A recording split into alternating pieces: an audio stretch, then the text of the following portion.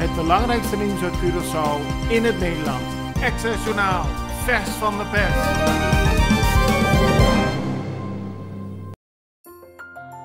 Are you a sushi fan? Origami Sushi Bar. Origami Sushi Bar is a restaurant at the Boulevard of Sea Aquarium Beach. You can enjoy your lunch or dinner at our terrace with beautiful sea views. Come and enjoy the new Caribbean sushi.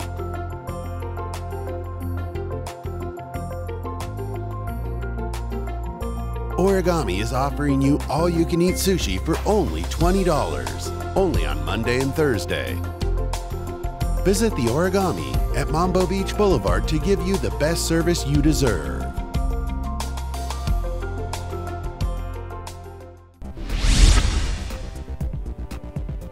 Het aantal coronabesmettingen op Curaçao is afgelopen weekend toegenomen.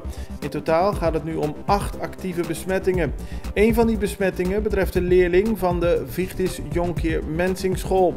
Lisette van Lemoen-Garmers van het Rooms-Katholiek Schoolbestuur vertelt in de Extra vandaag dat de leerling afgelopen vrijdag nog op school is geweest. Als gevolg daarvan is besloten de school vandaag te sluiten. Op die manier probeert men verdere verspreiding van het coronavirus te voorkomen.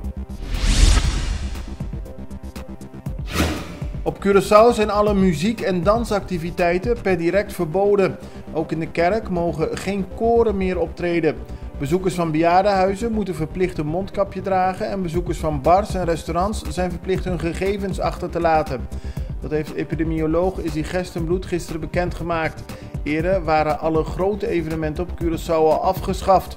Het aantal coronabesmettingen neemt toe en Gestenbloed riep de bevolking op rustig te blijven en niet in paniek te raken. Hij gaf aan dat er de komende dagen ongetwijfeld nieuwe besmettingen bij zullen komen, maar de overheid zal er alles aan doen om personen met COVID-19 te achterhalen, aldus Gestenbloed. De Extra meldt vandaag dat de politie meteen streng is gaan controleren op bijeenkomsten waarvoor geen vergunning is. Als gevolg van de strengere coronaregels heeft de politie gisteren een bijeenkomst in Palu Blanco stopgezet. Bij een bar was een tent opgezet en daar zaten mensen te genieten van drank, muziek en eten. Maar volgens de politie was het niet toegestaan en daarmee is het feest ook beëindigd. Met de ingang van vandaag gelden bij het Curaçao Medical Center aanvullende strikte maatregelen. Dit ter bescherming van het personeel, de patiënten en de familieleden van patiënten.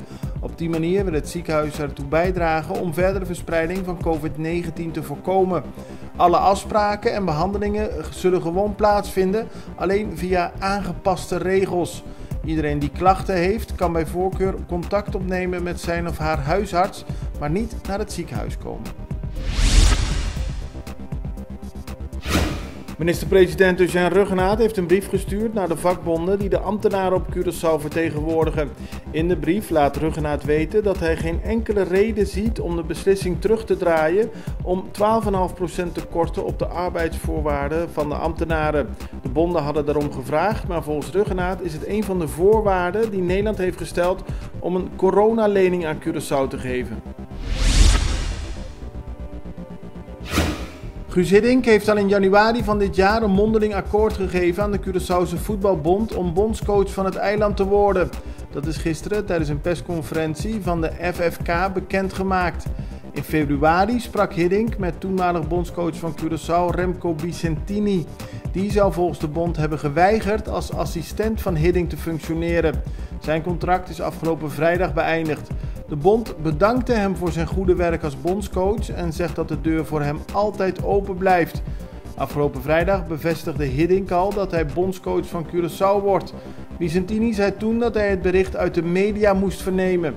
De Curaçaose voetbalbond FFK bood gisteren excuses aan voor die ongelukkige gang van zaken. Sint Maarten heeft afgelopen weekend een flinke toename van het aantal coronagevallen kunnen registreren. Dat is opvallend omdat eind vorige week het aantal steeds leek te dalen. Nu kunnen er 28 nieuwe actieve besmettingen bij worden geschreven en komt het totaal aantal besmettingen op 232. Er zijn 550 mensen die in quarantaine zitten en in de gaten worden gehouden. Het belangrijkste nieuws uit Curaçao in het Nederland. Access Journaal, vers van de pers.